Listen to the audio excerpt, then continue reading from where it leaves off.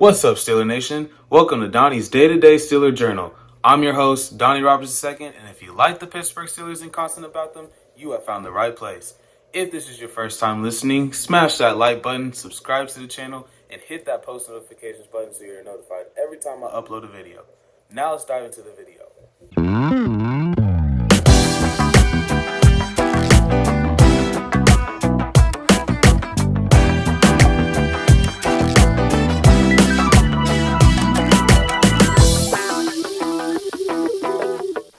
Good Monday morning.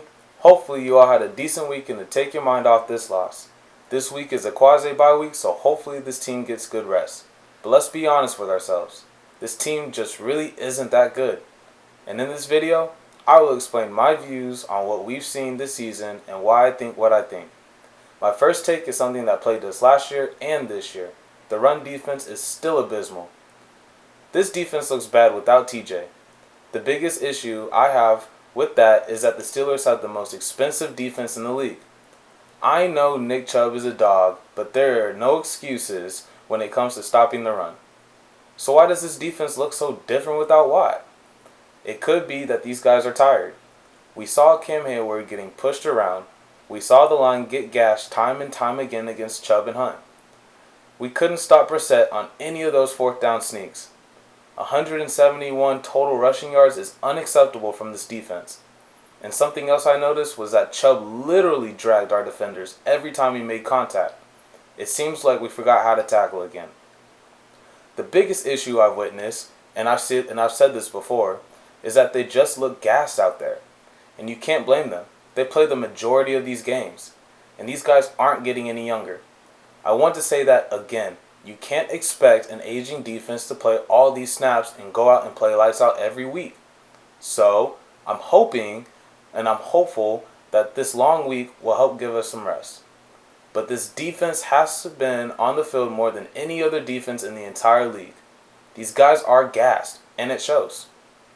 This defense is gassed because this offense is just flat out bad. And the play calling stinks and looks just like it did last week, the week before, and last year. And like all Steeler fans, I don't know why there hasn't been change. The first half was solid. We saw the ball get thrown downfield, we saw the offense control the tempo with no huddle, and we saw the run game excel.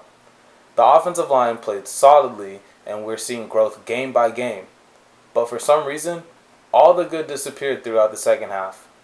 It's like we're stuck in some kind of matrix or delusion where we see no change in these play calls. Even on the George Pickens Catch of the Year play, Claypool was wide open in the middle of the field for what looked like a potential touchdown. In the second half, we saw 3 and out after 3 and out after 3 and out.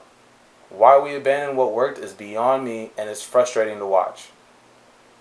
The offense must get going, be consistent, and sustain drives if we want to even think about being competitive. This offense is non-existent. If the offense can sustain drives through 4 quarters, this team is good enough to be competitive. I won't blame all of it on the play calling though. There are plays that these receivers are open and the quarterback glues his eyes to 1 or 2 targets regardless of how open these other receivers are. And that leads me to my last point. The Steelers need to have better execution for 4 quarters. 1 for 9. That's how the Steelers performed on third down. Let that sink in. It's inexcusable, straight up. At the end of the day, it's up to the players to execute these plays, and it falls on the quarterback and play caller both. And what's most frustrating to everyone is when everything goes right, the play call and the quarterback reads, and the receivers drop the damn ball. Diontae Johnson needed to make that catch to keep the momentum. Then we had drive-killing penalties that killed the momentum. And overall, the quarterback play must be better. Tomlin needs to make that change quick before the locker room spirals.